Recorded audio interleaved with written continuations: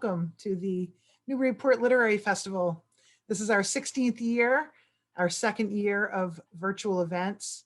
It's been an incredible learning curve trying to do this pivot, but I love it. We have over 100 people, authors presenting as part of this weekend. I hope you joined us for at least some of yesterday, and we still have many more sessions going on today. So a couple little housekeeping notes. One is that we're using the Zoom webinar feature, which means we cannot see you. You can see us, obviously. If you'd like to chat with your fellow attendees, please do so using the chat feature. You can introduce yourself, tell us where you're from. But if you have a question to ask of the author, please use the Q&A feature. It's a little bit easier for me to keep an eye on questions coming in that feature. So again, please use the Q&A feature to ask questions directly of the author. There's my clock chiming, which means we are officially ready to go. So also please support your local independent bookshops. They need your support now more than ever, of course. Two of our partners in this endeavor are the Jabberwocky Bookshop in Newburyport, Massachusetts, and the Bookshop of Beverly Farms, which is obviously in Beverly Farms. So with that, it's my great pleasure to introduce Kate Larson, who's becoming a regular really on the Newburyport Literary Festival circuit. You keep writing good books, we'll keep inviting you back. It's great fun. Thank you. Thank you. And I just realized before I introduce you that I forgot to introduce myself. I'm Bethany Groff-Durow. I'm an author and historian, but for today's purposes, I'm representing the Newburyport Literary Festival, and I am on their steering committee, which is a great pleasure and honor. So without further ado, Dr. Kate Clifford Larson is a New York Times and Wall Street Journal best-selling author of 3 biographies, including Rosemary, The Hidden Kennedy, Bound for the Promised Land, Harriet Tubman, Portrait of an American Hero, and The Assassin's Accomplice, Mary Surratt, and The Plot to Kill Abraham Lincoln. Her latest work on civil rights activist Fannie Lou Hamer, called Walk With Me, is due out from Oxford University Press in September. We all can't wait to read it. And without further ado, over to you. Thank you, Bethany. Well, it's great to be here. This is such a great festival, and I'm glad that everybody's been able to pivot and have this festival online. So today I'm going to talk to you about this amazing American hero, one of my most favorite Americans of all time. I might be prejudiced, but I think many of you can agree. So today I'm going to tell you a little bit about her life, her roots, where she came from, how she came to be the woman that she did become. And I'm going to talk about her legacy a little bit and why she seems to be so famous right now and hopefully on our $20 bill in the near future. So let me just get right to it here. She was born in 1822, late February, early March, 1822, on the eastern shore of Maryland in Dorchester County. I have this antique map here that shows Dorchester County as well as Caroline County, which is another place that she spent portions of her childhood enslavement and where she conducted some of her rescue missions from. So this is the landscape of her life. And these are the real landscapes of her life in Dorchester County. It is a very low-lying area. The Eastern Shore is very low, particularly Dorchester County. It has forested areas, fields, agricultural fields, lots of water, streams, marshes, rivers, bogs. So it's very low land, very wet, and it's getting wetter as sea levels rise. And so these are landscapes that are there today. Tubman would recognize them immediately because there are portions of that area that have not changed in 150 years. And I also put this picture of a historic church, Malone's Church on White Marsh Road, south of Madison in Dorchester County, because Tubman's faith was a big part of her life and her being. And so to represent that faith on that landscape, I'm putting this church, which was built after she left the area. But the community that she grew up with built this church, and many of the descendants still live in that region. So as I said, she was born in 1822. She was the 5th of 9 children of Ben Ross and his wife, Rit Green Ross. They were married about 1808, and Tubman had 4 older siblings, 4 younger siblings. And she was born on the plantation of Anthony Thompson, a very wealthy landowner, and he enslaved about 40 people, and Ben Ross was his enslaved man, one of his enslaved men. And but Rit belonged actually to Anthony Thompson's stepson, Edward Brodis. I'm showing you this document here. It is it's a probate record for Anthony Thompson's estate. He died in 1836, and they listed all of the enslaved people in his possession at the time that he died. And he manumitted or set free everybody that he legally owned. And they were set free at various different dates into the future. Ben Ross was going to be set free in 1840. So his name is first on this list, and it lists next to him wife and children belonging to Edward Brodis. So Tubman was born here on this plantation in 1822, but at about 1825 or 26, maybe even a little bit later, she and her mother and her siblings were sent to live with Edward Brodis in Bucktown. He had come of age, and he had moved there to his own ancestral property, a tiny little farm outside of Bucktown.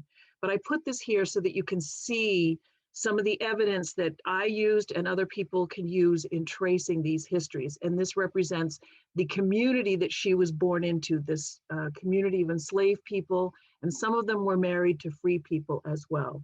And this is Anthony Thompson's house. It has been destroyed, but you can see that this is not Tara. This is like a colonial home. And that was considered a large home for the Eastern Shore of Maryland. So as I said, she was moved to Bucktown with her mother, taken away from Ben and that community that she was born into. And Edward Brodis had a small farm. It was about 250 acres, but only about 140 of it was tillable. And he had inherited quite a few enslaved people, including Rit and all of her children. And when he arrived in Bucktown, he wasn't a very good farmer. He wasn't a good businessman. You know, he was just not a good guy. But anyway, he wasn't very smart. And he ended up having to sell several of Tubman's siblings in order to pay his debts, including her sisters, Lina Soph and Maria Ritty. And Maria Ritty was the first one that was sold in 1825 to this man, Dempsey P. Kane, who was from Mississippi. He was a slave trader, and he advertised in Eastern Shore newspapers that he wanted to purchase enslaved people because he wanted to take them to the Deep South, where he could double or triple the price of those enslaved people. So Maria Ritty was sold to him, and we never heard from her again. We don't know what happened to her. You can visit this site today. You can stand on the road and look at the farm today in Bucktown. There's a sign, there are a couple of signs there that you can read about Tubman. Bucktown is also the site of a very significant event in Tubman's life. When she was about 13 years old, Edward Brodis hired her off to another farmer in the area. He did that frequently to all of the Ross children, all of Harriet Tubman's siblings. And as a matter of fact, she said in later interviews that she rarely lived with Edward Brodis because he leased her to other farmers. Well, in the fall of when she was about 13 years old, about 1835, she was working for a neighboring farm, and she was breaking flax in the barnyard area. And she talked about in several interviews and speeches about how the dust and pieces of flax flew up in the air and fell into her hair, which she described as quite bushy. And so she's 13 years old, and she's doing this work, and the plantation cook came to her and said she was born and called Araminta or Minty. At the time, she was not called Harriet Tubman. And the plantation cook said, Minty, you need to come to the dry goods store with me to get some items for the kitchen. And Minty didn't want to go. 13-year-old Minty didn't want to go because her hair was messy. And the cook was insistent. So Minty got a shawl from the kitchen and wrapped her hair in the shawl. And she credited her hair and that shawl with saving her life that day. because they arrived at the Bucktown store, and the Bucktown Village store is still there today. It's a historic site. You can visit it. It's been renovated over the past 200 years, but you can still visit the store and the site. She says in her interviews that she arrived there and there was an overseer who had chased a young enslaved man from a nearby field to the store. And the young man wouldn't do his work in the field or had left the field, and the overseer had chased him. The young man ran into the store as young Minty was stepping into the store. And when she saw the young man running, she stepped out of the way, and the young man fled out the door. The overseer was right behind him, and he yelled to Minty to stop the young man, but Minty refused. She stepped out of the way and let the young man run out the door. And as she stepped back into the doorway, the overseer had picked up a weight from the dry goods store counter, a scale on the counter that weighs items like flour and sugar. And he picked it up and he threw it, intending to hit the young man who was running out the door. But because young Minty had stepped back into the doorway, it hit her in the head. It slammed right into her skull and cracked it open. And she collapsed unconscious. And they carried her back to the plantation, laid her out on the seat of a loom that was in the kitchen, which is a long wooden bench, like a piano bench. And she laid there for a day and a half, no medical attention. And the plantation owner came in and woke her up and forced her back out into the field. And she describes in these interviews how the blood and sweat was pouring down the side of her face and her head until she collapsed from the pain and the wound. And she was taken back to her mother at the Brodis plantation. Her mother spent months treating her, bringing her back, and saving her life. And eventually she did recover. This is a photograph from the Harriet movie, which I hope you all have a chance to see. It is a wonderful film. It captures the spirit of Harriet Tubman and her family and her journeys on the Underground Railroad. It isn't entirely historically accurate, but I'm telling you, it is really, really good. So after Minty was hit on the head and nearly died, she recovered and she became intensely, intensely religious. Her family, they were very religious and very spiritual, and she became very, very religious too. As a result of her head injury, she suffered from epileptic seizures and tremendous visionary, and she had a lot of hallucinations and dreams when she would have her seizures. And when she'd have the seizures, she would imagine she was floating above the earth, looking down below her. And if she were working in the field with other enslaved people, she would see them around her. She would hear voices. She would hear singing sometimes. Sometimes she would hear water rushing, or she'd feel fire burning or see fire. And she attributed the voices and the singing and all these visions that she would have as signs from God, or that God was speaking to her. And she trusted the voices that she heard, and it helped her endure these seizures. And she believed they guided her every day of her life. And I think, given how long she lived and her greatness and success in her life, I don't think we can quibble with her assessment of what she was hearing and seeing. But she recovered, and Edward Brodis leased her to the Stewart family that lived near Madison in Dorchester County, which is on the water. It's on Madison Bay. The Stewarts were a very wealthy family. They had a merchant business. They had wharves, shipbuilding, fields where they grew agricultural products. They owned timbered lands where trees were forested. And so they were very wealthy. So she was hired to them, and that was really a fortunate in the scheme of things for her, because it brought her back closer to where her father lived, and also the community that she was born into. And it also put her near dock workers. Originally, she was working in the house for the Stewarts as a domestic. She did not like that. Many enslaved women did not, because it was an endless day. They were always on call. And it also left them vulnerable to men in the household. So eventually she was sent to work in their fields, their agricultural fields, and she got stronger and stronger recovering from this head injury. And then eventually she started working on their docks, loading and unloading ships that came into their wharves and for their merchant business. And there were reports that she was a marvel because she was so petite. She was 5 feet tall and she was so strong. And they were just marveling at this person that had almost died from this head injury, this little woman that was able to lift so much weight and do so much work.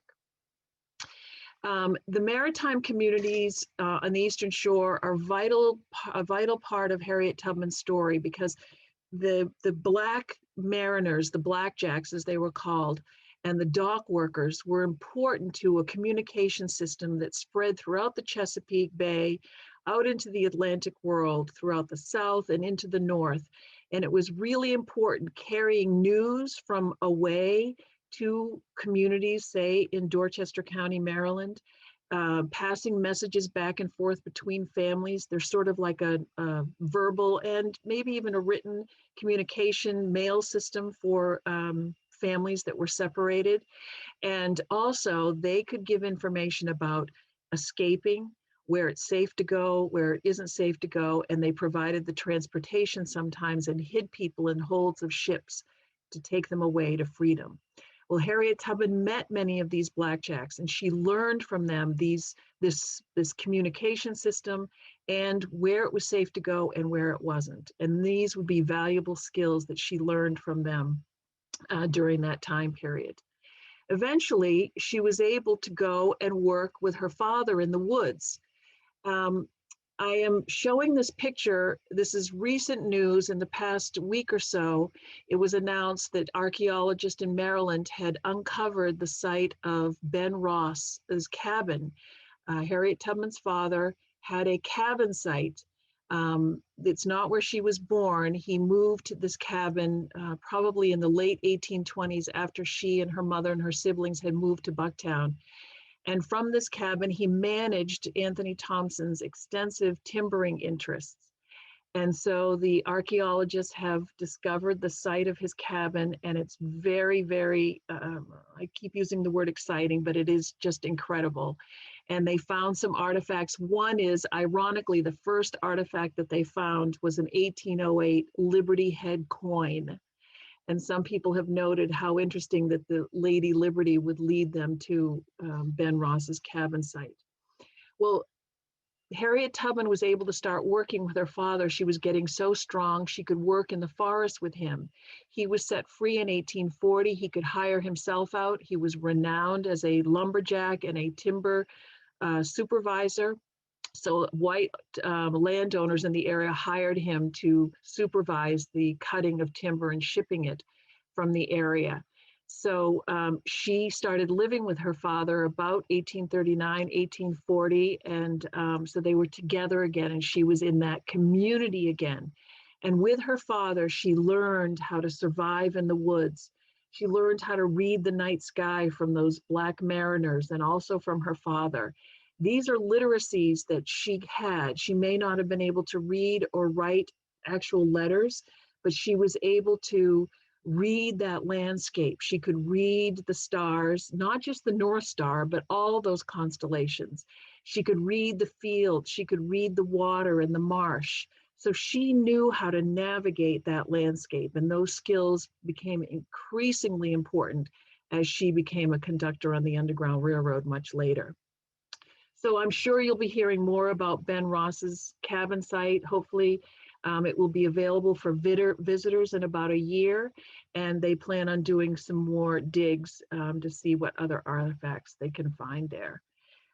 So while she was living there and working and becoming very strong and healthy, she made a deal with Edward Brodis that she would pay him $60 a year for the privilege, and I use that in quotations, of hiring herself, leasing herself to other landowners so she could work for them and collect the money.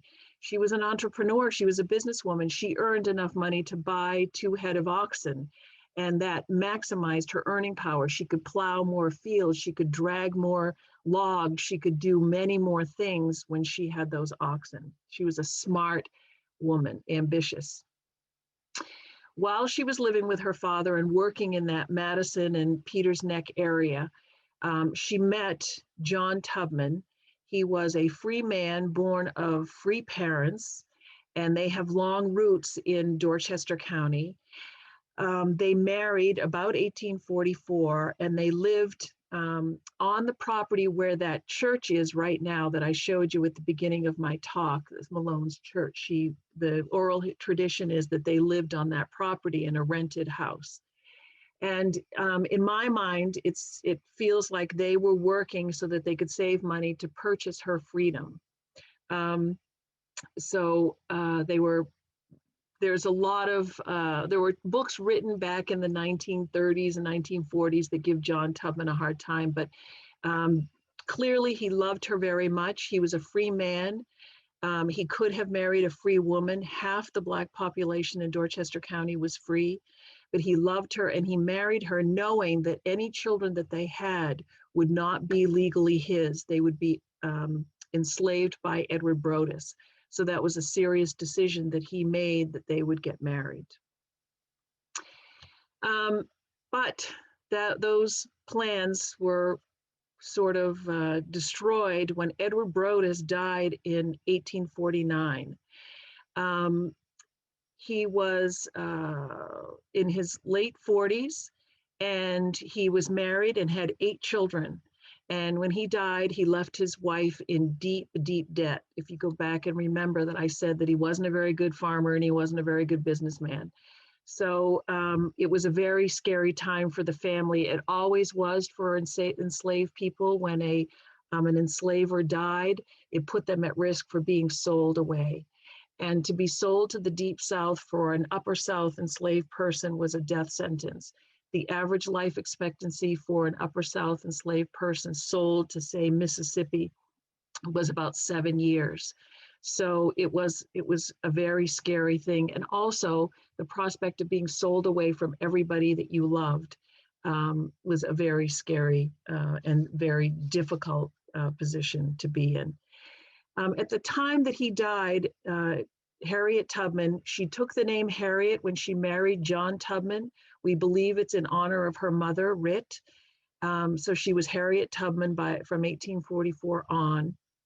And the last 2 years, from 1847 to 1849, she lived in Caroline County, the neighboring county, working for Anthony Thompson's son, Dr. Anthony Thompson, who owned 2,000 acres of heavily timbered property along the Choptank River in a place called Poplar Neck.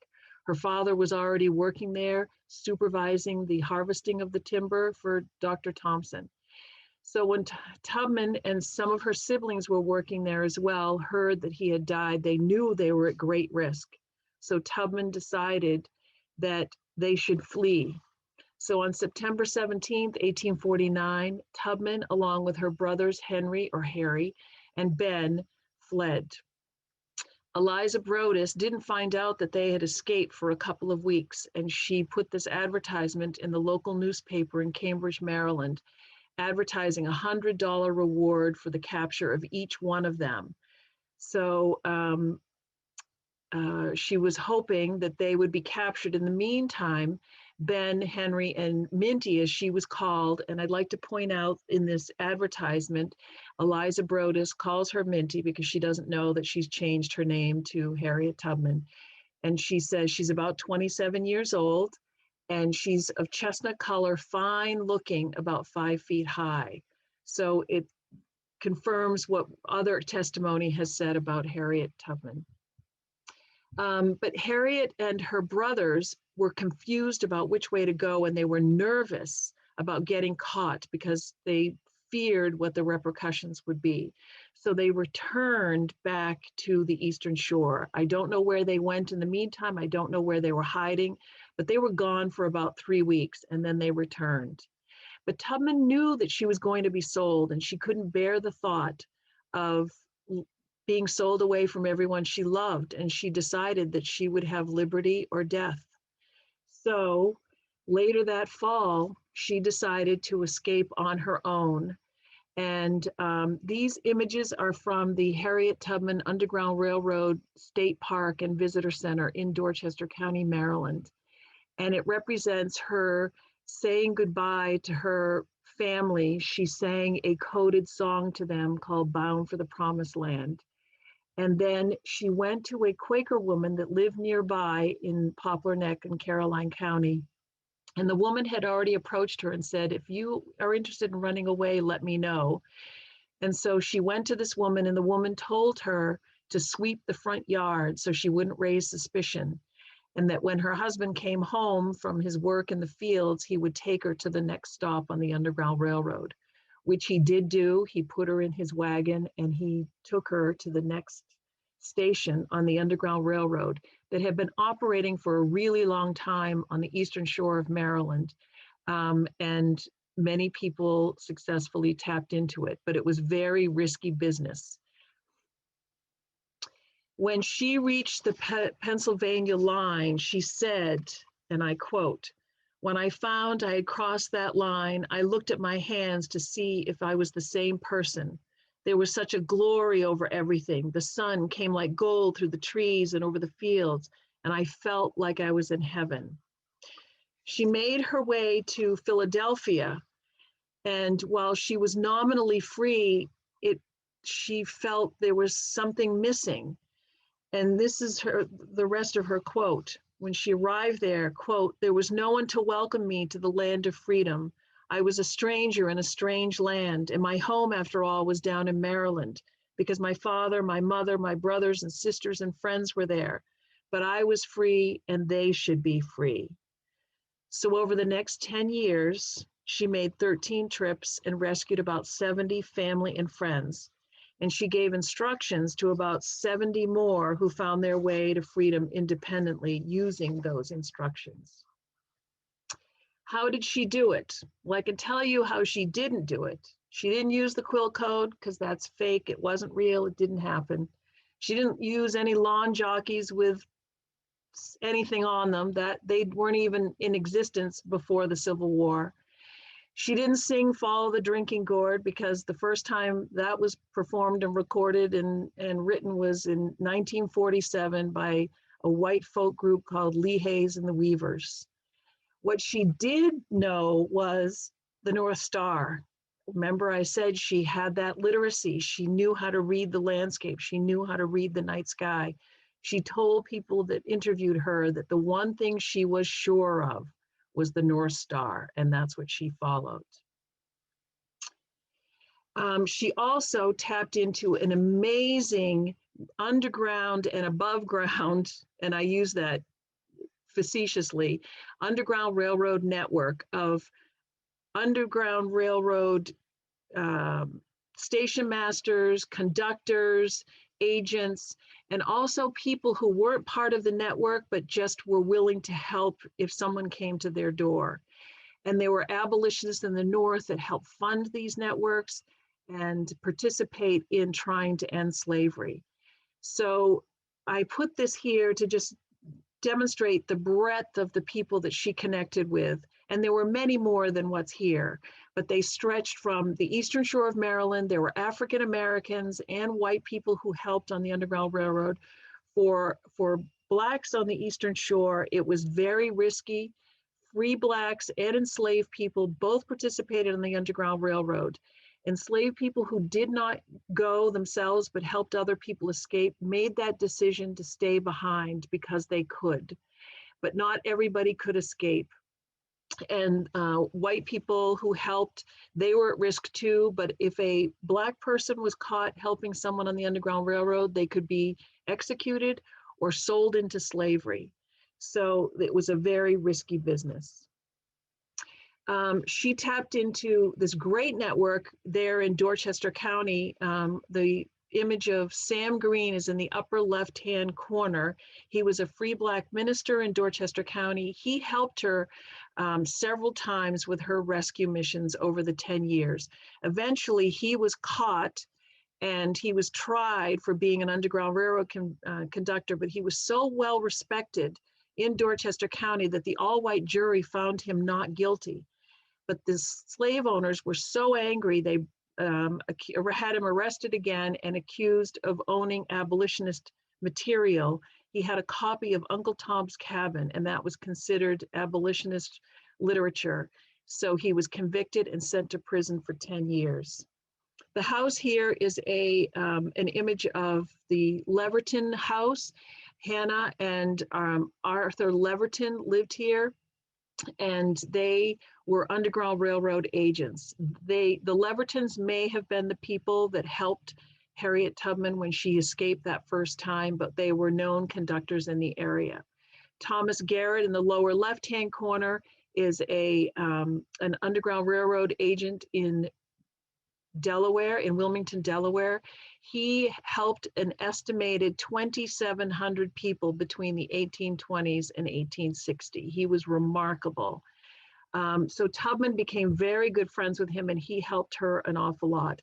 This image up above on the right-hand side is from the movie Harriet, and Von D. Curtis Hall plays the character of the real historical character of Reverend Samuel Green in the film. Again, it's really a great movie. So Tubman varied her routes. Sometimes she went by the water, sometimes she went by land, certainly. Sometimes she took trains, wagons. There were all different ways of going. But she relied on a tremendous network. And there were people like the William and Nat Brinkley and Abraham Gibbs in Delaware. There were people in Baltimore. Her brother-in-law, Tom Tubman, was a stevedore in Baltimore, and he helped her. And of course, and then there were others. There were many, many others. An unidentified woman in Newcastle, Delaware, and elsewhere. These people that helped her rescue and get to freedom. Really amazingly courageous people to do that. In Philadelphia was William Still. He was an African-American Underground Railroad station master. He's incredibly famous, incredibly important to that network going through Philadelphia. He noted Tubman coming through his office several times, including right after Christmas in 1854, when she successfully rescued her brothers, Ben, Henry, and Robert. And he wrote about them in his journal, which is available online at the Historical Society of Pennsylvania. And here you can see her name at the top of the journal, Harriet Tubman, and then the names of her brothers and other people that came with them. And when they were in William Still's office, her brothers changed their name from Ross to Stewart. So the relatives who live in the North are descended from the Stewarts, and the relatives in the South still carry the Ross surname. Another helper was Sidney Howard Gay in New York City, and his partner in crime, I'm going to call it a crime at the time because it was, Louis Napoleon, who was an African-American man. And Louis Napoleon was an Underground Railroad agent for at least 40 years, from the 18 teens to 1860. He worked with Sidney Howard Gay. Tubman went through Gay's office. He was with the Vigilance Committee in New York. And in his journal that you can see online at Columbia University, he writes 5 pages about Harriet Tubman, and he calls her Captain Harriet Tubman in his journal entry.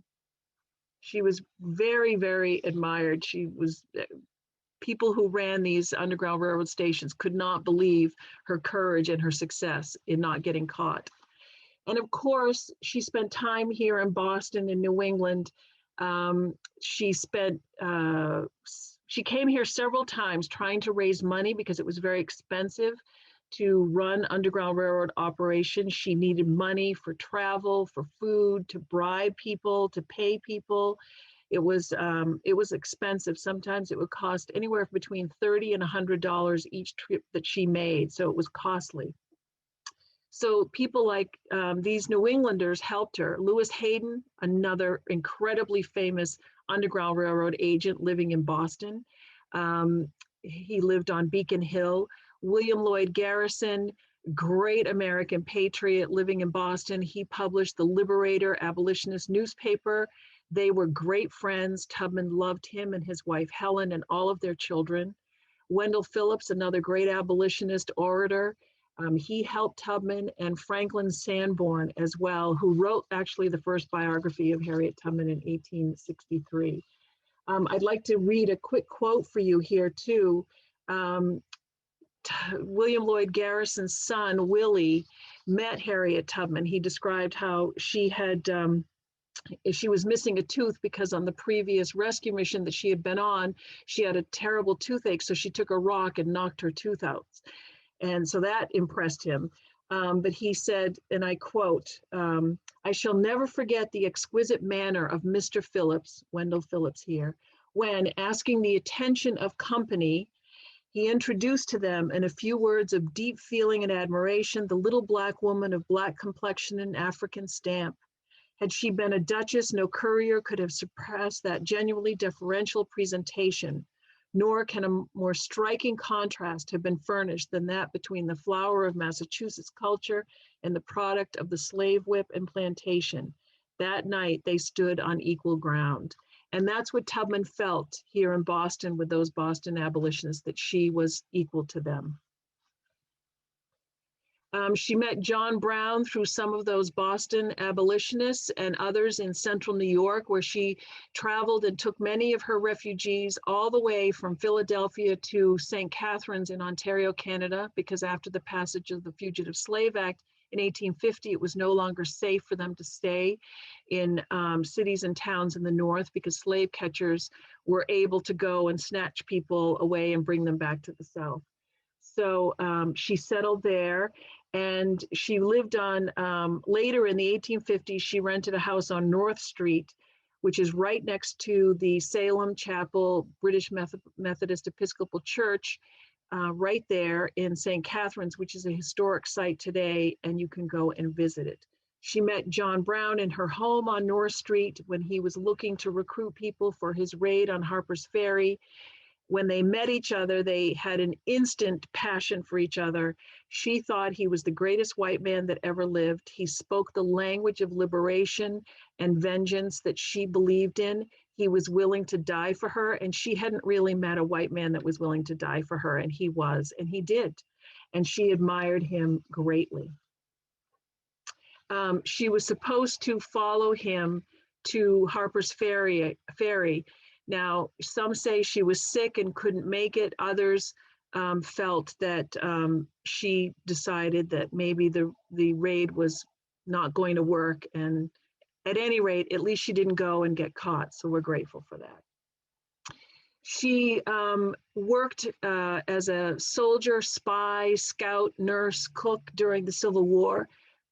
She was sent to South Carolina by Governor John Andrew of Massachusetts. He admired her greatly, and he knew that her great skills traveling through enemy territory and finding her way would be really useful to the Union Army, and it was. She led a troop of 8 scouts, male scouts, and they got tremendous intelligence from the Union, for the Union Army, for Union officers, from local people, and sneaking into the rebel territory around Hilton Head. She was remarkable. And this year, the United States Army Military Intelligence Corps Hall of Fame has decided that she belongs in the Hall of Fame. She will be officially inducted in June. The induction takes place at Fort Huachuca in Arizona. So her record as a spy and a scout is now, verified and determined by the Army to be worthy of military intelligence practices. The Union officers admired her greatly, and they wrote glowing things about her. And she wanted to get a pension as a Civil War spy. She was denied that pension, but she did earn a pension as a Civil War nurse later in her life. After the war, she moved to Auburn, New York, where she had purchased a home from William Henry Seward. and his wife, Frances. It was a 7-acre farm. She brought her family from Canada, and other people from that she had rescued had settled in Auburn to be together. And she provided for this large family in need, and anyone who was sick or destitute or needed a place to stay was welcome in her home. Her original wood frame home burned in 1880, but it was rebuilt. And this brick home today is a historic site, and it will be open to visitors hopefully in the next 18 months. This photograph is of Tubman. She's at the far left holding a pan that she used to feed the chickens. Next to her, seated, is her second husband, Nelson Davis. He was a Civil War veteran who met her when he moved to Auburn to work in the factories after the war. He was 22 years younger than she was. They fell in love and got married in 1869. Her husband, John Tubman, married another woman in Dorchester County after Tubman ran away, and her name was Caroline. They had 4 children together, and he was murdered in 1867 by a white neighbor who got off. He was not convicted of murdering John Tubman. Between the two of them is a young girl by the name of Gertie. They adopted Gertie in 1874 when she was a baby, and they raised her as their own. And the rest of the people there are neighbors. The elderly couple were boarders in her house. The little boy there is Walter Green. He was an orphan that she took in, and her great niece on the far right, Dora Stewart. Tubman also was very active in the AME Zion Church. Thompson Memorial Church was built in 1892 based on some of the money that Tubman raised for the church. It is now part of the National Park Service, the Harriet Tubman National Park in Auburn, New York. It is being renovated and hopefully open in the next year or so. She was successful in purchasing the 25 acres abutting her 7-acre farm in 1896 because she had a dream of opening a home for the aged. Facilities were segregated at the time, and she felt that there wasn't good care for older, sick, aging African Americans, and she fulfilled her dream by buying this property. It was transferred to the AME Zion Church in 1903, and they opened it in 1908, and they still own the property today, and they're created a partnership, and this is part of the Harriet Tubman National Park as well. She was very active in the suffrage movement in the 1880s and 1890s, and she was determined to be able to vote. Her brothers were able to vote as of 1870, and she deserved to be able to vote too, and she campaigned for that. In the late 1890s, Queen Victoria read one of the biographies written about Tubman at that time and was so impressed with her courage and her story, she sent Tubman this gorgeous lace shawl and a silver medal. And the shawl is on display at the National Museum of African American History and Culture in Washington, D.C. She died on March 10th, 1913. She was 91 years old. That year, the New York Times wrote at the end of the year that she was one of 250 most important people to have died in the world that year. That's how famous she was at the time that she died. So she always was part of public memory. It faded off and on, but she was always someone that was part of, people remembered who she was, and lots of books were written about her, particularly juvenile literature through the 1930s, 40s, 50s, and 60s, and so on. But today, over the past 20 years, there's been a resurgence of interest in her, partially because of the National Park Service and the Harriet Tubman Home in Auburn, their efforts, and the state of Maryland and their efforts to elevate her and to celebrate her story and tell the truth of her story, to get rid of the myths and tell the real depth of her courage and how she became the woman that she became. These are images from the Harriet Tubman Underground Railroad State Park and Visitor Center in Dorchester County, and it sits inside of this larger national park monument on the Eastern Shore. And we have a 126-mile Harriet Tubman byway through the eastern shore of Maryland that goes 90 miles through Delaware and another 25 miles into Philadelphia. And over the next 10 years, we hope to get that byway all the way through New Jersey, New York, and into Canada. So you can follow her routes on the Underground Railroad and experience the places and the people that were part of her successful rescue missions. And you can visit her home, as I said, her home and the Home for the Aged in Auburn, New York, and the church that she helped establish on Parker Street, and her gravesite that is there as well. Tubman's legacy just continues to grow more and more. Children in particular seem to be very attracted to her story. They just identify with this tiny little person that was against so many odds, and she triumphed. And through courage, she didn't let the things that she was frightened about stop her from moving forward. She just used her fears to protect her, but she still moved forward. So there are celebrations everywhere honoring Harriet Tubman, and children in particular. I just find it so fascinating that they find her to be such an amazing inspiration, but adults find that too. And we need to tell the stories of Harriet Tubman and the community that raised her, and the successes that she did and she had, and the odds that she had to go against because of slavery. We have to stop celebrating the soldiers and the officers with the monuments to slavery, because if we don't tell the truth, why, these people are celebrated when we should be celebrating Harriet Tubman and statues like these and other people like her. Because if we don't tell the truth about slavery, and we don't demand that we stop elevating Confederate soldiers, then this is what we continue to have, this hate, and it's wrong. And we need to tell the truth about what happened and the roots of the racism in this country if we're ever going to overcome it. We need more stories like this. We need more Harriet Tubmans. We need more welcome dialogue. We need to interrogate ourselves as white people every single day about why we can't let this go on. We need to tell the truth, and it's okay to hear the truth, and then we can move on for reconciliation and healing.